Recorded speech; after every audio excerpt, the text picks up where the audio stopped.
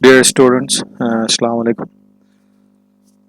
आपकी online classes चूँकि start हो चुके, अभी कॉलेज तो स्टार्ट हो गए हैं 4 days अ वीक, लेकिन हमारे पास टाइम चूँकि कम है। लास्ट क्लास में भी हमने टाइम स्टैम्प और तक किया था।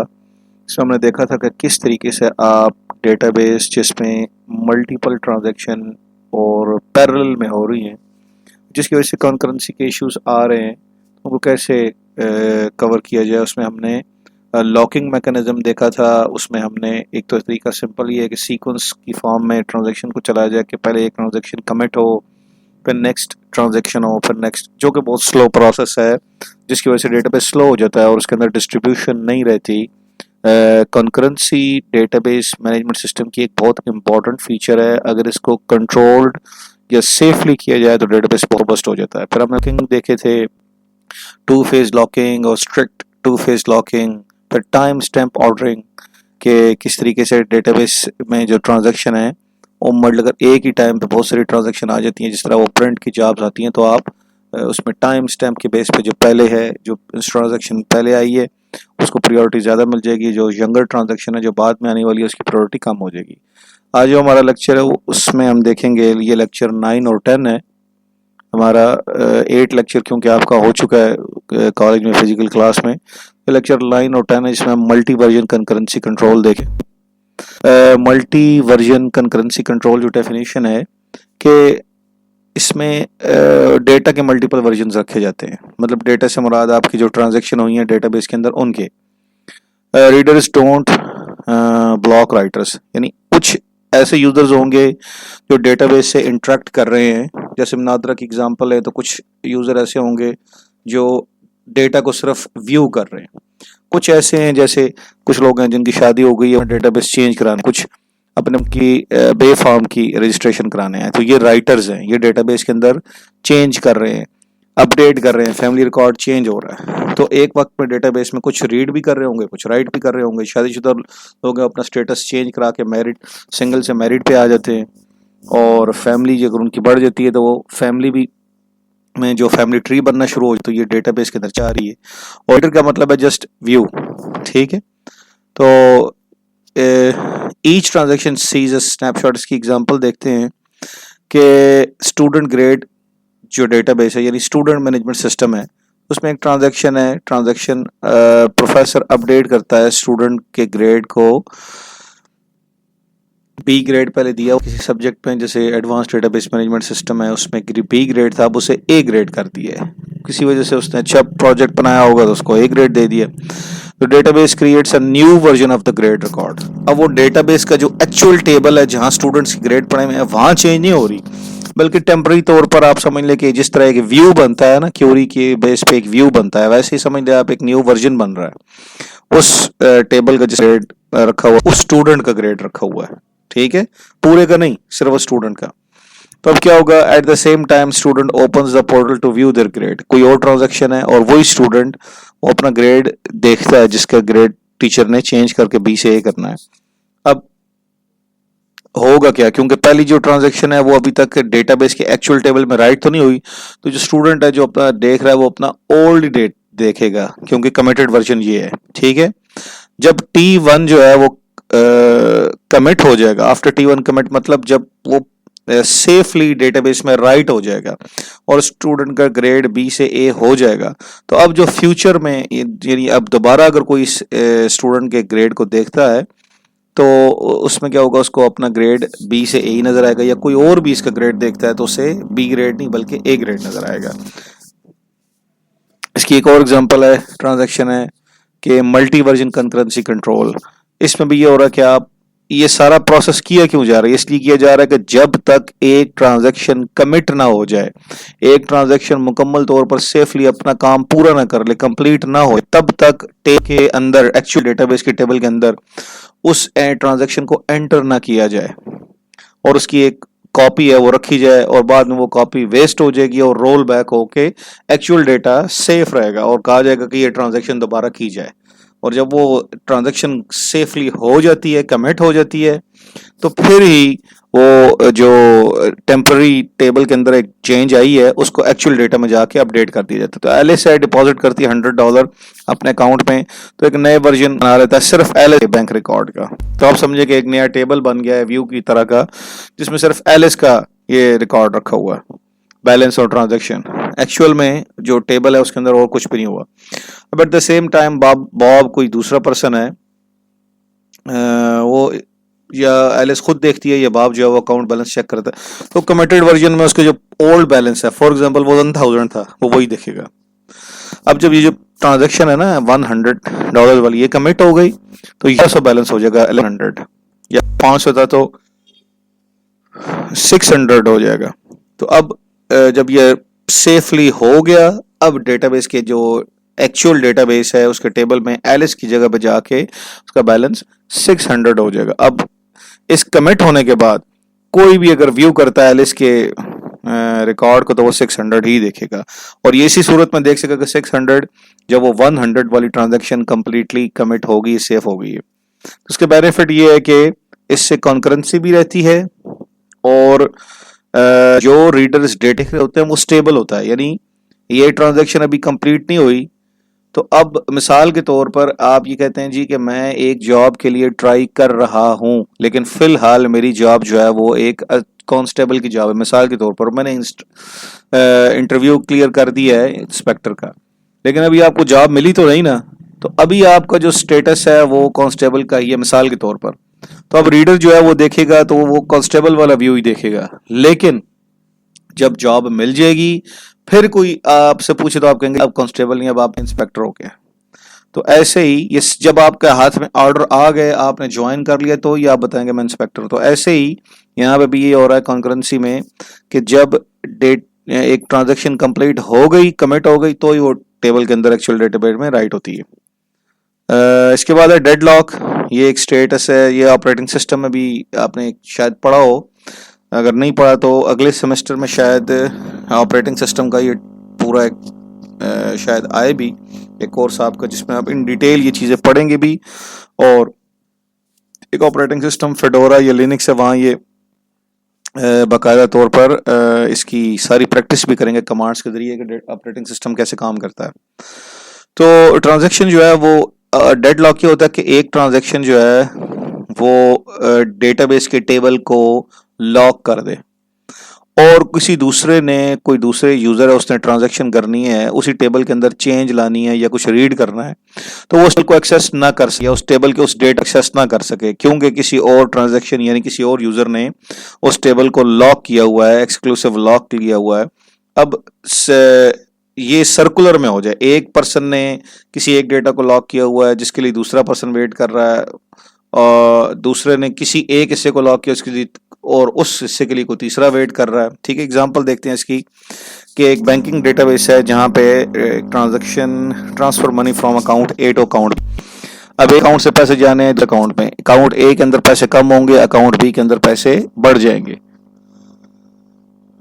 अब होगा क्या कि अकाउंट ए जो है ना, इसकी वजह से लॉक हो जाएगा अकाउंट ए, इस ट्रांजैक्शन की वजह से, क्योंकि यहाँ से पैसे निकल रहे हैं तो ये लॉक हो जाएगा। जब ये लॉक हो गया तो कोई दूसरा पर्सन इस अकाउंट ए को ना रीड कर सकता है ना राइट कर सकता है, और उसके बाद अकाउंट बी लॉक हो जाएगा, क्योंकि अकाउंट बी के अंदर पैसे बढ़ेंगे, जब तक वो बढ़ नहीं जाते ना उसको कोई रीड कर सकता है राइट कर सकता है। ट्रांजैक्शन 2 आती है इस दौरान, वो अकाउंट बी से पैसे करती है, कोई यूजर ये काम करता है कि अकाउंट बी से पैसे अकाउंट ए को भेजता है, और वो कर देता है अकाउंट बी को लॉक। फर्स्ट पहले वो लॉक कर देता है और फिर अकाउंट ए को भी लॉक करने की कोशिश करता है। तो अब इसमें ये हो रहा है कि पहले केस में जो ट्रांजैक्शन है उसने अकाउंट ए को लॉक कर दिया है और अकाउंट बी को लॉक करने की कोशिश कर रही है, जबकि उसी टाइम पे कोई दूसरी ट्रांजैक्शन हो रही थी और उसने अकाउंट बी को लॉक कर दिया और अकाउंट ए को लॉक करने की कोशिश कर रही है। अब इसमें देखें तो T1 जो है वो वेट कर रही है कि वो अकाउंट बी को लॉक करे, और T2 कोशिश कर रही है कि वो अकाउंट ए को लॉक करे। इस तरह दोनों ट्रांजैक्शन क्या कर रही हैं कि एक अकाउंट को लॉक किया हुआ दूसरे को वेट कर रही हैं, दूसरे को लॉक करने का वेट कर रही हैं। तो ये सर्कुलर वेट है, इसे डेड लॉक कहते हैं। ये दोनों स्टक हो गई हैं और ये ट्रांजैक्शन कंप्लीट नहीं हो सकती। ठीक है, तो इसमें फिर जो है वो एक साइकिल आता है, स्टक हो जाते हैं, डेड लॉक है, ये एक बहुत बड़ा इशू होता है। ऑपरेटिंग सिस्टम में भी आप पढ़ेंगे कि डेड लॉक जो है उसको रिजॉल्व करने की बहुत सारी स्ट्रेटजीज हैं, जिसमें सबसे इंपॉर्टेंट स्ट्रेटजी आपको नजर आएगी कि डेड लॉक आने ही ना दिया जाए। एंटीसिपेट करके, प्रिडिक्ट करके पहले इस मसले को हल कर लिया जाए। तो डेड लॉक जो है वो बेसिकली ये है कि dead lock detection and resolution protocol, ये एक मैकेनिज्म है। इसमें इनिशियल स्टेप ये होता है कि build wait for graph. Wait for graph में ये होता है कि ट्रांजेक्शन जो हो रही हैं उसमें ये देखा जाए कि कौन सी ट्रांजेक्शन किस टेबल के किस डेटा को लॉक कर रही है। जैसे अकाउंट ए का डेटा, अकाउंट बी का डेटा, ये टेबल है ना यूजर के अकाउंट का, तो उसमें डेटा है अकाउंट ए और दूसरा भी कोई डेटा है अकाउंट बी का। तो बिल्ड फॉर ग्राफ मतलब एक ऐसा ग्राफ बनाए और उसमें ये देखें कि जो अकाउंट्स वाला टेबल है उसमें उसके ऊपर कोई ट्रांजेक्शन कोई यूजर कर रहा है, कोई एक यूजर, कोई दूसरा, तीसरा, चौथा, ऐसे कोई 25-30 यूजर है जो कोई ट्रांजेक्शन कर रहे हैं। तो उस टेबल के अंदर जो ट्रांजेक्शन हो रही है, कौन सा यूजर किस डेटा के ऊपर जो है वो ट्रांजेक्शन कर रहा है, किसको लॉक किया हुआ और किसके लिए वो वेट कर रहा है। तो ये ग्राफ बने। अब इसमें साइकिल डिटेक्ट करने की कोशिश करनी है, क्योंकि साइकिल से पता चल जाएगा कि किसने एक जो है वो लॉक लिया हुआ है और दूसरे के लिए वेट कर रहा है, और किसी दूसरे ने एक लॉक लिया हुआ है और पहले के लिए वेट कर रहा है, इस तरह। तो साइकिल डिटेक्ट हो जाए। अगर साइकिल कोई नहीं है तो डेडलॉक भी कोई नहीं। और अगर ग्राफ के अंदर साइकिल आ जाए, ठीक है, इसका मतलब क्या है कि साइकिल मौजूद है, इसका मतलब है सर्कुलर वेट है। एक जो है ट्रांजेक्शन है ये दूसरे के लिए वेट कर रही है, दूसरी पहले के लिए, या दूसरी तीसरी के लिए, तीसरी फर्स्ट के लिए, वो एक सर्कल आ जाएगा। ठीक है, एक ऑक्युपाई कर लिया है, डेट पर लॉक लगा दिया है और दूसरे का वेट कर रहे हैं, तो ये साइकिल आ गया। जब साइकिल आ जाए तो फिर डेडलॉक आ गया। तो रेजोल्यूशन प्रोसेस क्या है कि इनमें से कोई एक ट्रांजेक्शन को खत्म कर दें। जैसे यहाँ पे आपने देखा था, ये जो ट्रांजेक्शन T1 या T2, इनमें से किसी एक को रोक दें। तो इसका मतलब क्या है कि एक तो हो जाएगी ना, दोनों रुकी रहे। इससे बेहतर है कि कोई एक हो जाए और दूसरी वेट करे, फिर दूसरी भी हो जाए। तो उसके बाद फिर अबॉर्ट करने के बाद दोबारा रिपीट करे ग्राफ, यही वेट फॉर ग्राफ। इसमें क्या होगा कि अब अगर साइकिल नहीं आता तो डेडलॉक खत्म, फिर साइकिल आता है तो जिनके दरमियान साइकिल आ रहा है उनमें से कोई एक ट्रांजेक्शन को स्टॉप कर दें और दोबारा बनाएं। तो जब साइकिल आ रहा है तो जिन ट्रांजेक्शन के दरमियान साइकिल आ रहा है उनमें से एक अबॉर्ट होती जाए और दूसरी, ताकि उनमें दोनों में से कोई एक या तीनों में से कोई एक चल जाए और बाकी वेट करें, फिर बाकियों की भी बारी आ जाए।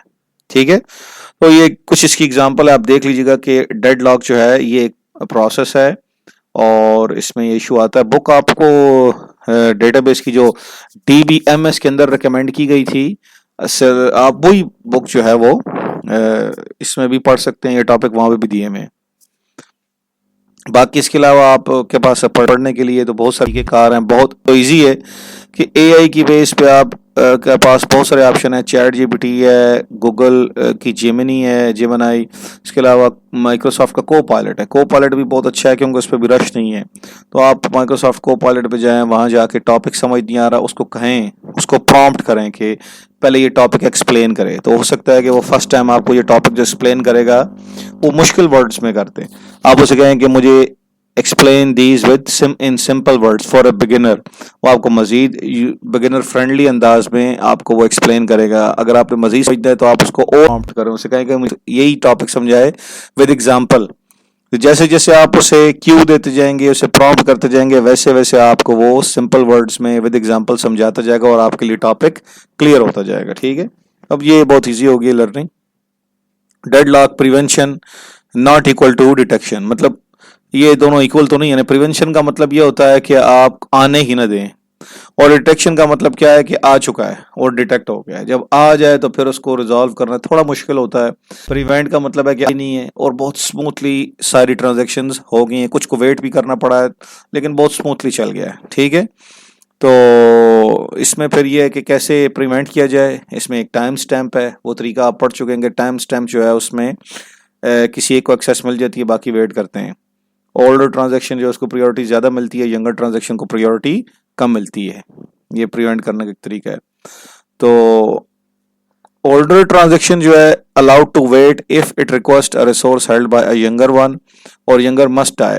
मतलब एक वक्त में दो ट्रांजैक्शन है तो ओल्डर ट्रांजैक्शन जो पहले आई थी उसको तो आप वेट करने देंगे, लेकिन अगर कोई नई ट्रांजैक्शन आ गई और भी आ गई वो भी उसी का वेट कर रही है जिसका पहले कोई दूसरी ट्रांजैक्शन वेट करी थी। यंगर ट्रांजैक्शन को आप क्या करें, अबॉर्ट कर दें। जैसे यहाँ एग्जांपल दी हुई है कि एक सिस्टम है, मैनेजिंग सिस्टम, ई कॉमर्स का कोई स्टोर है। जिस तरह यहाँ अटक शहर में बहुत सारे और दुनिया में बहुत सारे स्टोर हैं, अमेजोन है और वॉलमार्ट है, के मार्ट वगैरह, अटक में भी ऐसे बहुत सारे स्टोर हैं। तो वहाँ कोई इन्वेंट्री सिस्टम है जहाँ ये सारी shelf of the shelf products पड़ी हुई हैं। तो T1 एक ओल्डर ट्रांजैक्शन है। ओल्डर मतलब टाइम स्टैम्प इसका ज़रा पहले का है। मिसाल तौर पर 9:10 पे आई है और ये यंगर ट्रांजैक्शन है, ये 9:15 पे आई है। तो अपडेट करना चाहती है प्रोडक्ट ए को। प्रोडक्ट ए है जिसका कोई अपडेट करना है। अपडेट का मतलब है नंबर ऑफ प्रोडक्ट ज़्यादा हो गई, ये भी अपडेट है।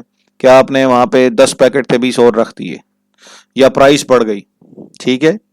तो ये दोनों किस्म की अपडेट हो सकती हैं। दूसरी है अपडेट स्टॉक, दूसरी प्रोडक्ट वीक है, इसके भी नंबर ऑफ आइटम्स पढ़ सकते हैं, ये इस प्रोडक्ट की प्राइस पढ़ सकती है।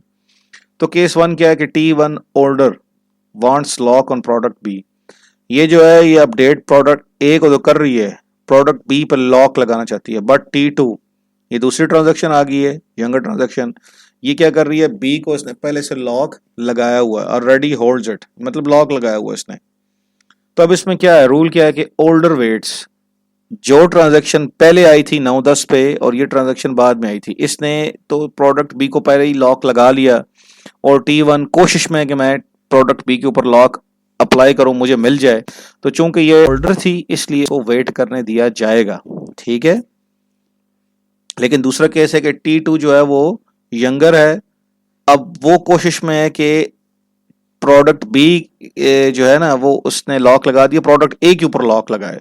जबकि T1 ओल्डर ट्रांजैक्शन है, उसने ऑलरेडी प्रोडक्ट ए के ऊपर लॉक लगाया हुआ है और T2 भी इस कोशिश में कि इस पर लॉक लगाए। लेकिन ये यंगर है, इसका मतलब है कि इसको वेट नहीं करने दिया जाएगा, इसको अवॉइड कर दिया जाएगा ताकि वेटिंग स्टेट में कोई ट्रांजैक्शन ही ना और वो साइकिल बनने ही ना पाए, ठीक है। तो इस तरह डेडलॉक नहीं आएगा। ये प्रिवेंशन का तरीका है, इससे आसानी हो जाती है, डेडलॉक आता ही नहीं। डेडलॉक की रिकवरी होती है, अगर डेडलॉक आ गया अब उससे रिकवर होना है।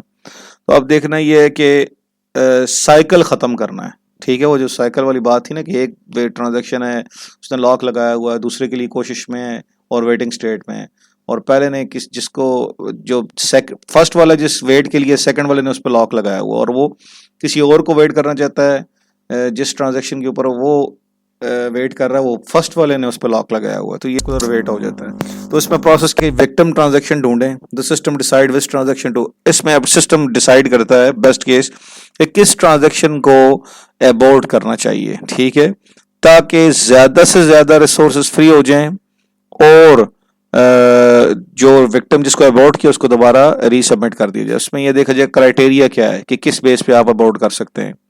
इससे मिनिमाइज करना है इम्पैक्ट को, ठीक है, नुकसान कम से कम हो।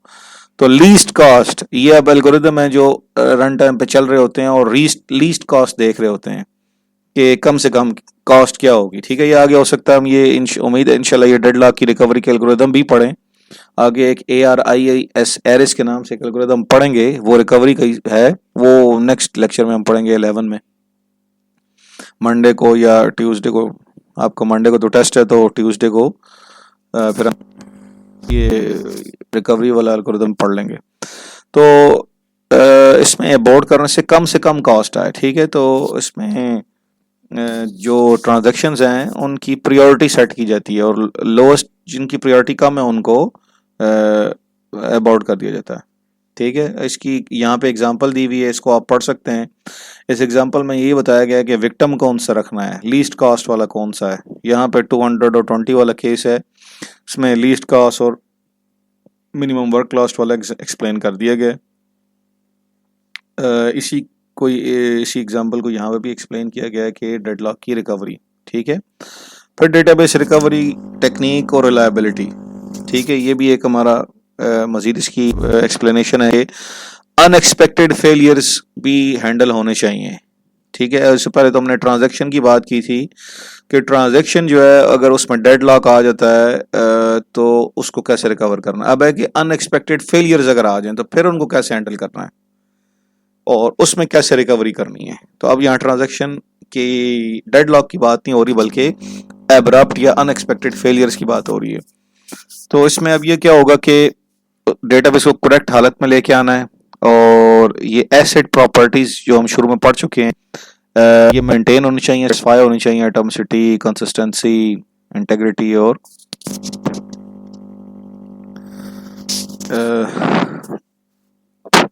इसके बाद आते हैं जी फेलियर। पहले ये देख लेते हैं कि किस किस्म के आ सकते हैं। 3 मेन फेलियर्स हैं जो कि आ सकते हैं: ट्रांजैक्शन फेलियर, सिस्टम फेलियर और मीडिया फेलियर। ये डेडलॉक चार्ट के केसेस हैं। ट्रांजैक्शन फेलियर हो सकते हैं कि लॉजिक एरर आ जाए, आपने इनवैलिड इनपुट दी है, कंस्ट्रेंट वायलेशन, सिस्टम एरर है, डेडलॉक। फिर bank transfer fails due to insufficient balance. आप किसी को पैसे भेज रहे हैं, आपके अकाउंट में पैसे नहीं है, इनसफिशिएंट बैलेंस है, मिसाल मिनिमम बैलेंस आपके पास 5000 होना चाहिए। इसके अलावा भी वो कहते हैं 5000 तो आप अपने अकाउंट में अपने पैसे रखने हैं अकाउंट को मेंटेन करने के लिए। अगर आपके अकाउंट में 5000 ही पड़े हैं और आप कहते हैं मैंने किसी को 4000 भेजने हैं, तो सिस्टम कहेगा नहीं, ये 4000 आपके पास इनसफिशिएंट बैलेंस है। क्यों? 5000 तो आपने मिनिमम रखा हुआ है जो अपने अकाउंट को मेंटेन करने के लिए। अब आप 10,000 रखें ताकि मजीद जो ऊपर के 5000 है उनमें से 4000 किसी को चला जाए। तो जो इनसफिशिएंट बैलेंस है, ये ट्रांजैक्शन अबॉर्ट हो जाएगी। ठीक है, तो आपका सिस्टम रोल बैक वापस हालत में आ जाएगा। इसको हम कहते हैं ये ट्रांजैक्शन फेलियर है, क्योंकि इनसफिशिएंट बैलेंस की वजह से। या अच्छा, अब आते हैं इससे आगे सिस्टम फेलियर। सिस्टम फेलियर में पावर फेलियर हो गया है। अक्सर ऐसे होता है, आप एटीएम में जाते हैं, एटीएम से पैसे निकलवाते हैं, तो शुरू में, आज तो नहीं, जब लाइट बहुत ज़्यादा जाया करती थी तो उसमें यह हो जाता कि एक ट्रांजैक्शन के दौरान ही अगर लाइट चली गई तो वो जो ये मशीन है वो वक्ती पर कुछ टाइम के लिए बंद होती, रीस्टार्ट होती थी। जब वो पावर बैकअप जनरेटर ऑन होता था वो चलती थी यूपीएस पे, तो बंद होकर फिर ऑन होती थी वो। तो उस दौरान अगर आप कोई ट्रांजैक्शन कर रहे हैं और आपकी ट्रांजैक्शन, आपने पैसे उसे कह दिए निकाल दे, लेकिन अभी मशीन ने आपको पैसे डिलीवर नहीं किया, आपको बाहर उसने आपको विड्रॉ करके दिए नहीं है, तो क्या होगा कि ट्रांजैक्शन रोल बैक हो जाएगी। ये पावर फेलियर है। अब आपके अकाउंट से वक्ती तौर पर अगर नज़र आ भी गया है कि 15,000 चले गए हैं, तो ये वो वाला केस है कि जो मल्टीपल कॉपीज बन रही है डेटाबेस की, तो टेम्पररी कॉपी बनी और कुछ टाइम के बाद ये टेम्पररी कॉपी ख़त्म हो जाएगी और रोल बैक होकर सिस्टम वापस अपनी स्टेट में आ जाएगा कि आपने 15,000 निकलवाए ही नहीं। तो आपको आफ्टर 24 आवर्स पता चलेगा कि वो 15,000 वापस आ गए। तो इस केस में ये प्रॉब्लम वाला सिस्टम रीस्टार्ट हो जाता है, वापस रोल बैक हो जाता है और अपनी प्रीवियस जो स्टेबल स्टेटस में चला जाता है। मीडिया फेलियर, इसमें हार्ड डिस्क क्रैश हो जाती है, हार्डवेयर फेलियर है। तो हार्डवेयर अगर फेल हो जाए तो उसमें फिर बैकअप रिस्टोर करना पड़ता है। अगर बैंक के का तो बैकअप बना हुआ है, अगर उनका कोई सर्वर जो है जिस पे रिकॉर्ड रखा हुआ है मेन सर्वर, वो अगर क्रैश कर जाए तो उस सर्वर के ऊपर बैकअप बना होता है। और वो बैकअप क्या होता है कि उसके बैकअप से जो डेटा है वो with in 1 day, few hours server नया परचेज करें या सर्वर को मेंटेन करके दोबारा स्टार्ट करें और वो डेटा वहाँ से मिल जाएगा। उसमें डेटा भी मौजूद है, उसमें लॉग फाइल भी बनी हुई है कि किसने कब कब ट्रांजैक्शन की। तो आप समझे कि सिस्टम की क्रैश होने से पहले तक का सारा डेटा मौजूद है और वो हालत में वापस आ जाता है। मीडिया फेलियर ये होता है। और रिकवरी टेक्निक्स क्या हैं? इसमें डेफर्ड अपडेट्स है, इमीडिएट अपडेट है, और इसमें लॉग वाला कॉन्सेप्ट है। लॉग बहुत इंपॉर्टेंट होती है। लॉग देखेंगे, इससे पहले भी आप लॉग पढ़ चुके हैं किस तरीके से बैंक्स एक लॉग फाइल बनाते हैं जिसमें कस्टमर ने कब पैसे भेजे, और लॉग फाइल की बेस पे ही आपको अपनी ट्रांजैक्शन का जो बैंक स्टेटमेंट मिल रही होती है वो दरअसल आपकी लॉग फाइल से ही बनी होती है, जिसमें ये नज़र आ रहा होता है कि आपने कब किस टाइम पे कितने पैसे निकलवाए, किसको भेजे। वो लॉग फाइल ही आपको बेसिकली बाद में आपके अकाउंट में राइट करके प्रॉपर सेव करके आपको दिखाई जाती है। तो इसमें डेफर्ड अपडेट है। इस केस में यह होता है कि डेटाबेस जो है वो कोई ट्रांजैक्शन उसको इमीडिएटली हार्ड डिस्क के अंदर रखता नहीं है, उसको लॉग में मेंटेन करता है, और जब वो ट्रांजैक्शन कमिट हो जाती है तो फिर तब आपका जो एक्चुअल डेटाबेस का टेबल है वो अपडेट हो जाता है। ठीक है, नो कमिट तो चेंज भी नहीं आएगी। ठीक है, नो कमिट नो चेंज।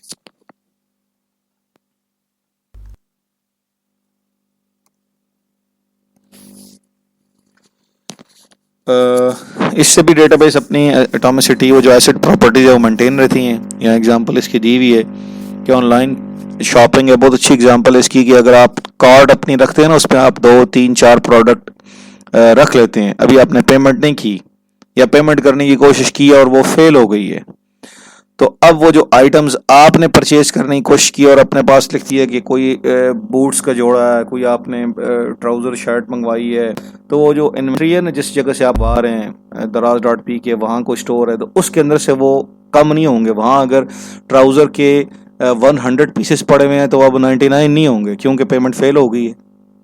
तो ये ट्रांजैक्शन कमिट तो नहीं हुई ना। जब तक कमिट नहीं होगी इन्वेंट्री में से वो आइटम भी कम नहीं होंगे, इसे डेफर्ड अपडेट कहते हैं। और दूसरा केस था हमारे पास इमीडिएट अपडेट का। इमीडिएट अपडेट का केस में क्या होता है कि उसी वक्त चेंज आ जाती है, और वो आम तौर पर ना ये जो इमीडिएट अपडेट है इसकी इसलिए मैंने डिस्कस नहीं की कि ये इमीडिएट अपडेट जो होती है, ये जो छोटे सुपर स्टोर है ना, या आमतौर पर प्रोडक्ट का डेटा पड़ा होता है, इसमें ये इमीडिएट अपडेट का ऑप्शन आ जाता है। उसकी वजह ये होती है कि डेटाबेस इतने कॉम्प्लेक्स नहीं होते। डेफर्ड अपडेट आमतौर पर वहाँ होती है जहाँ पे बहुत कॉम्प्लेक्स डेटाबेस हैं, उसको इंटरनेट के थ्रू मल्टीपल यूजर्स एक्सेस कर रहे हैं, एक टाइम पे बहुत सारी ट्रांजैक्शन हो रही है, कंकरेंसी मेंटेन हो रही है, तो डेफर्ड अपडेट वहाँ चलती है। लेकिन इमीडिएट अपडेट आमतौर पर लेस कॉम्प्लेक्स डेटाबेसेस में होती है जहाँ इमीडिएटली अपडेट कर देने से इशू नहीं आता, वो इतने कॉम्प्लेक्स भी नहीं होते।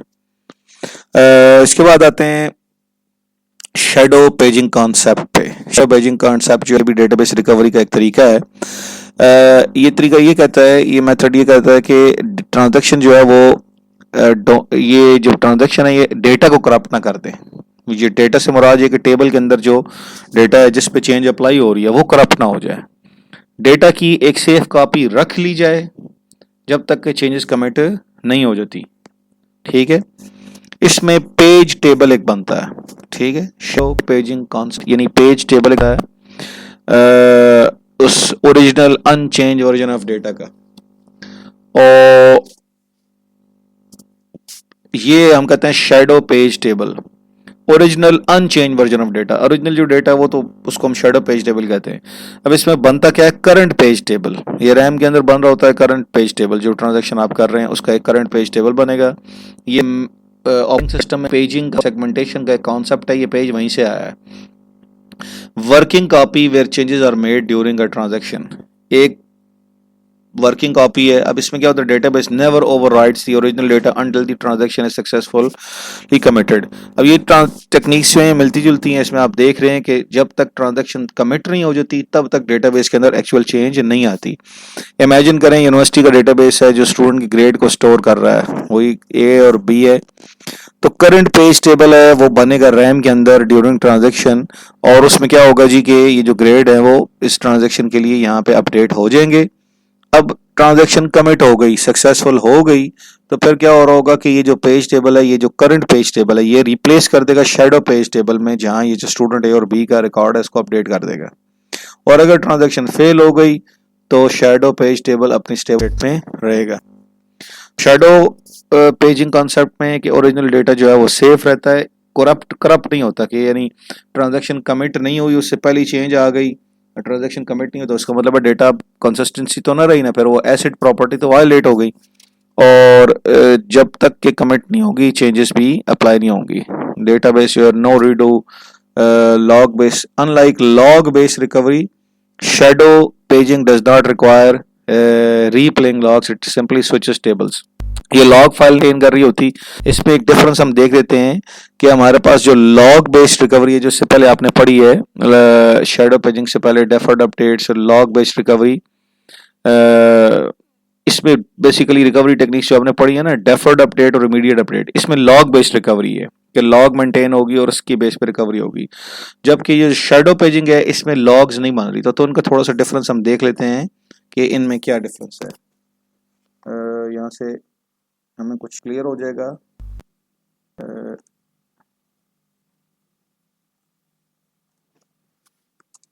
लॉग बेस्ड रिकवरी वर्सेस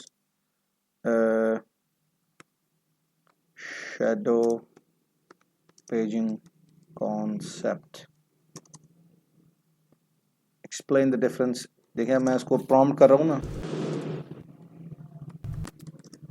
इन अ टेबल, तो अब ये मुझे टेबल में बताएगा। इसको भी आप अब ये क्वेश्चन दे के देखें और चैट जीपीटी को भी, तो आपको देखें कैसे बताएगा। हमने एक चीज़ नहीं बताई, लॉग बेस्ड रिकवरी, इसकी जो डेफिनेशन है वो ये है कि keep a history of changes. एक लॉग फाइल बन जाएगी। कीप अ बैकअप कॉपी, ये पर डेटा की एक कॉपी बनेगी। तो लॉग फाइल के अंदर सिर्फ चेंजेस आ रही हैं, जबकि शैडो पेजिंग के अंदर पूरी की पूरी कॉपीज आ रही हैं, यानी डेटा पूरा का पूरा आ रहा है।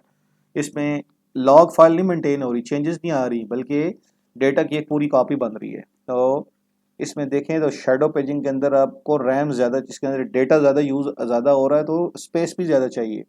बेसिकली यही है कि log every change in a log file, जो टेक्स्ट फाइल है उसका तो बहुत कम साइज होता है।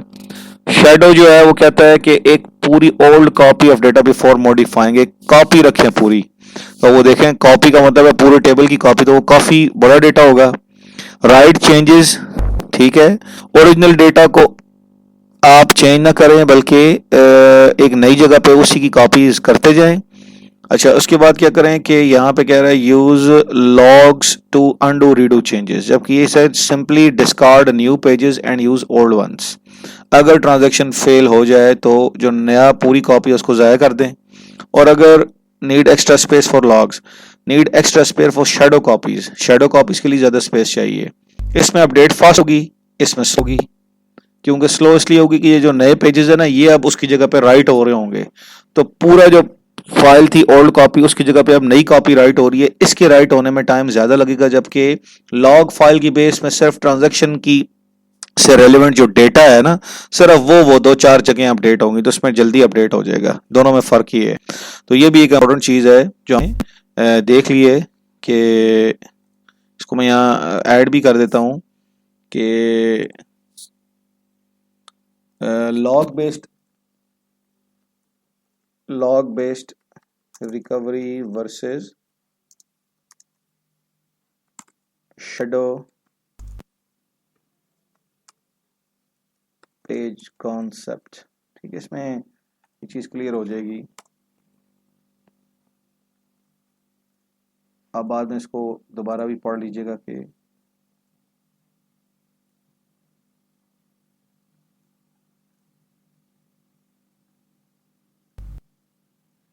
इसके बाद लास्ट टॉपिक है चेक पॉइंट अपडेट्स का। वो इन रिलेटिवली इजी है।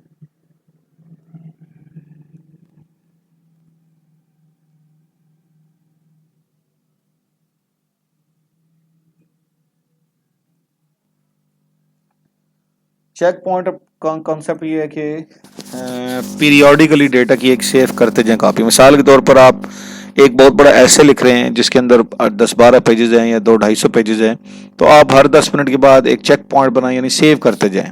अब अगर कोई गड़बड़ होती है, किसी वजह से आपका लैपटॉप में कोई मसला आता है, बंद हो जाता है, तो जो लास्ट आपने सेव किया था वहां तक आपका डेटा सेव है, इसे चेक पॉइंट कहते हैं। तो अब इसकी एग्जांपल लें, बहुत अच्छी एग्जांपल है कि बैलेंस था, 2 लोग हैं, उनका बैलेंस अकाउंट में ही है। ट्रांजैक्शन हुई, अली ने पैसे भेज दिए सारा को 200, और सारा ने अपना बिल पे किया अपने अकाउंट से 500। अब होना क्या चाहिए जी कि डेटा के कीप्स अपडेटिंग कॉन्टिन्यूसली, और चेक पॉइंट क्रिएट करता है। और चेक पॉइंट में क्या करता है कि जिस जगह पे चेक पॉइंट क्रिएट हुई है ना, जिस टाइम पे, उसमें डेटाबेस बेसिकली ये बता रहा होता है कि यहाँ तक, इस टाइम तक डेटाबेस अपनी हालत में करेक्ट है। और चेक पॉइंट क्रिएट करने के तक थोड़ा सा पॉज आता है, थोड़ा सा रुकना पड़ता है, उसके बाद जो ट्रांजैक्शन है वो नॉर्मली रिज्यूम हो जाती हैं। तो आफ्टर सम ट्रांजैक्शन, कुछ ट्रांजैक्शन करने के बाद, 10-12 कम्प्लेक्स डेटाबेस है तो चाहे चंद सौ, वो ट्रांजैक्शंस करने के बाद एक चेक पॉइंट क्रिएट होगी, एक सेफ पॉइंट, जहां पे डेटाबेस एक चेक पॉइंट क्रिएट करेगा, कुछ देर के लिए ट्रांजैक्शन को, बाकी आने वाली ट्रांजैक्शन को पास करेगा, और जो ट्रांजैक्शन हो चुकी हैं वो अपने पास चेक पॉइंट में बताएगा कि अब तक डेटाबेस अपनी सही हालत में है, अब तक करेक्ट है ये। और वो जो चेक पॉइंट है ना, उस टाइम तक जो ट्रांजैक्शन होगी है उनको एक्चुअल डेटाबेस के अंदर या उसके के अंदर वो ट्रांजैक्शन अपडेट भी कर देगा।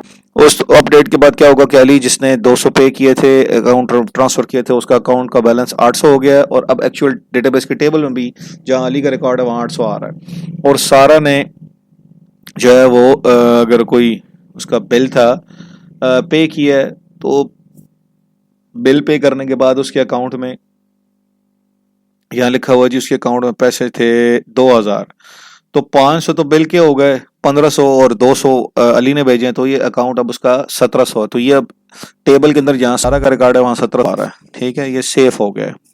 तो अगर क्रैश आ जाता है तो यहाँ तक तो सेव हो गया था कि मजीद अली ने ट्रांजैक्शन की 100 अगेन, इस ट्रांजैक्शन के दौरान ही क्रैश आ गया। तो अब अगर रिकवरी इस तरह होगी विदाउट चेक पॉइंट, तो सॉरी ट्रांजैक्शन से होके गुजरना पड़ेगा, जो बहुत स्लो हो जाएगा। जबकि चेक पॉइंट के साथ रिकवरी होगी तो जो लास्ट स्टेट थी वहां से चलेंगे, और उसके बाद सिर्फ यही ट्रांजैक्शन है 100 वाला, ये रिकॉर्ड नहीं आया, बाकी तो सारा आया हुआ, तो ये बात बहुत फास्टर होगी। लेकिन इसमें ये एक डिसएडवांटेज भी है कि जब चेक पॉइंट बंद रहा होता है तब ट्रांजैक्शन को कुछ देर के लिए रुकना पड़ता है। तो अब हमारा ये रिकवरी का प्रोसेस है। नेक्स्ट क्लास में हम देखेंगे ARIES एरियस एल्गोरिदम रिकवरी के हवाले से, और मंडे को इंशाल्लाह आपका क्विज है, तो बी वेल प्रिपेयर्ड। उसके लिए आप जो पढ़ाया जा चुका है ये लेक्चर भी उसमें शामिल है, लेक्चर 10 भी। इसमें आपका जो क्विज है उसमें MCQs तो नहीं आएंगे, लेकिन शॉर्ट क्वेश्चन आएंगे और वो लॉजिकल चीज़ें होंगी, बगैर पढ़े आप उसे अटेम्प्ट नहीं कर सकेंगे। अस्सलाम वालेकुम।